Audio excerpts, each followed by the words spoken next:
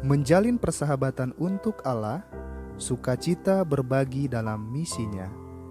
Sebelum kita mendengarkan akan firman Tuhan, ambillah waktu yang singkat ini untuk kita berdoa dalam hati kita masing-masing.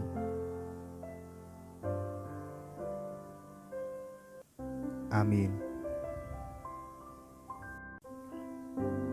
Bacaan pelajaran sekolah Sabat kita hari Senin 6 Juli, judulnya Mengabarkan Kristus yang telah bangkit. Saat itu hari Minggu pagi-pagi benar, dan dua orang, Maria dengan tergesa-gesa menuju makam Kristus. Mereka tidak akan meminta apapun kepadanya. Apakah yang bisa diberikan oleh orang mati? Terakhir kali mereka melihatnya, tubuhnya berlumuran darah, memar dan terluka. Adegan salib sangat terukir dalam pikiran mereka.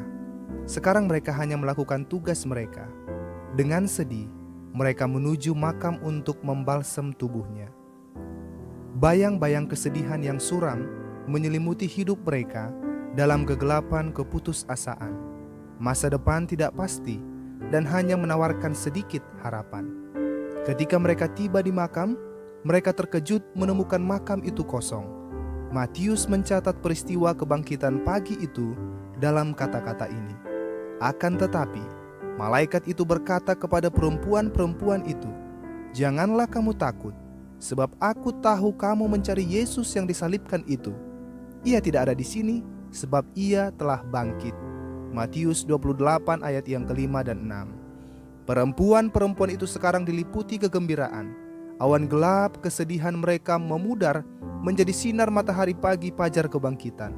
Malam kesedihan mereka berakhir, kegembiraan menghiasi wajah mereka, dan nyanyian sukacita menggantikan air mata ratapan mereka.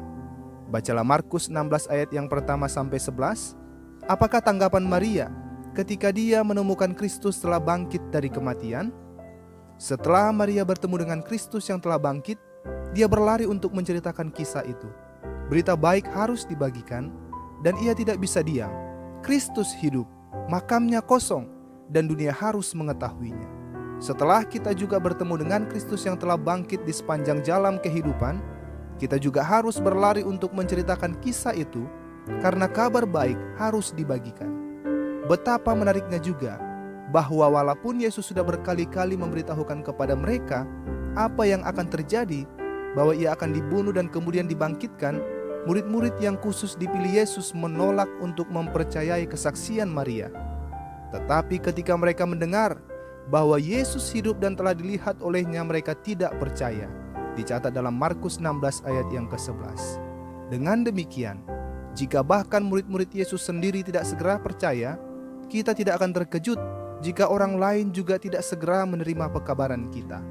Pertanyaannya untuk kita pada malam hari ini, kapan terakhir kali Anda ditolak dalam kesaksian Anda? Bagaimanakah Anda menanggapinya?